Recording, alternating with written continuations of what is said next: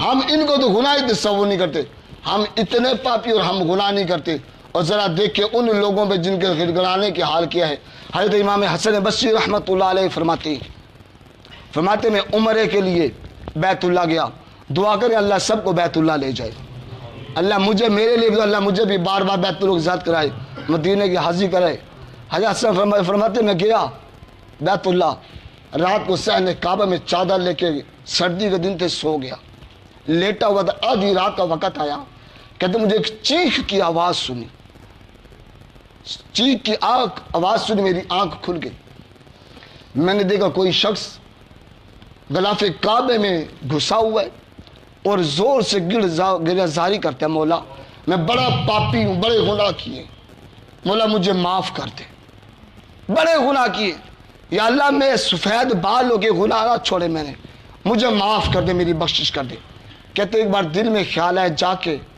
اس کی مدد کروں، پوچھوں حال تو پوچھوں، پھر اس کا معاملہ چھوڑو یار، نہیں جاتا۔ میں پھر لیٹ گیا،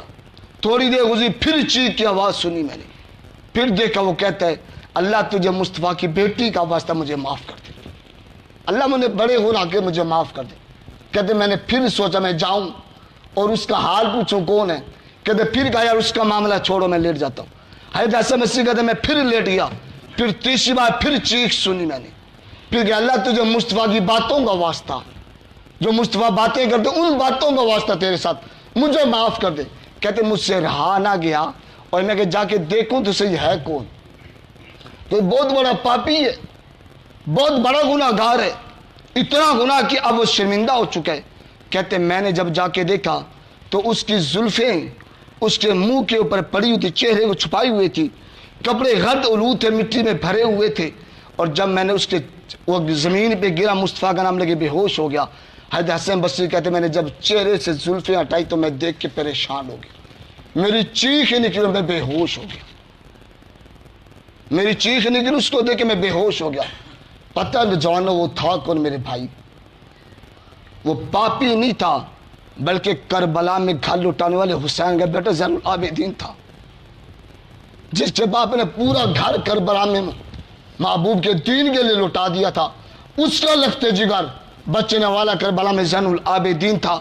ارے جس کا العابدین رکھا اس لیے کہ سجدے اتنی کثرت سے کیے ہیں تو نام بھول گئی، قوم زین العابدین کہنے لگ گئی،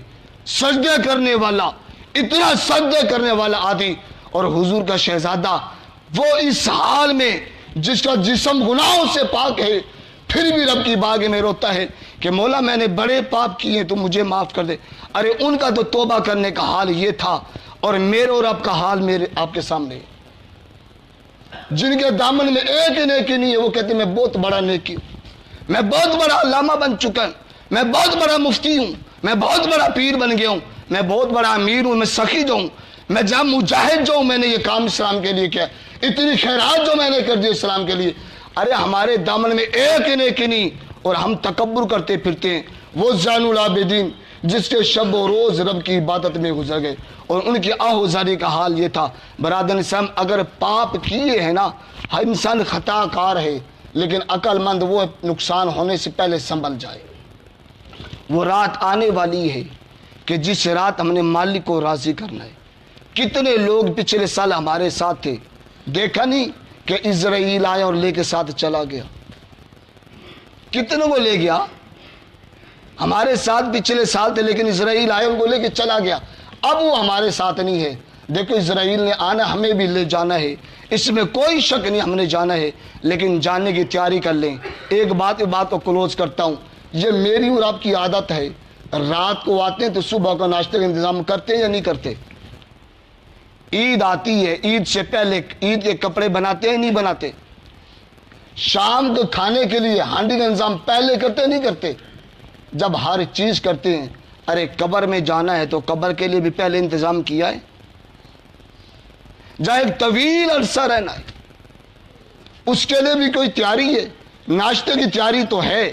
شام کی ہنڈے کی تیاری تو ہے، عید کی تیاری بھی ہے، شادیوں کی تیاری بھی ہے، سکول کی فیس دینے کی بھی تیاری کی، لیکن جہاں طویل عرصہ رہنا اس کی بھی کوئی تیاری کی ہے، اس کے لیے بھی کوئی انتظام کیا ہم نے کہ وہاں کوئی چراغاں بھی ہے کہ نہیں ہے، وہاں کا کوئی انتظام بھی ہے کہ نہیں؟ خدا را اگر ناشتے کی تجھے فکر ہے،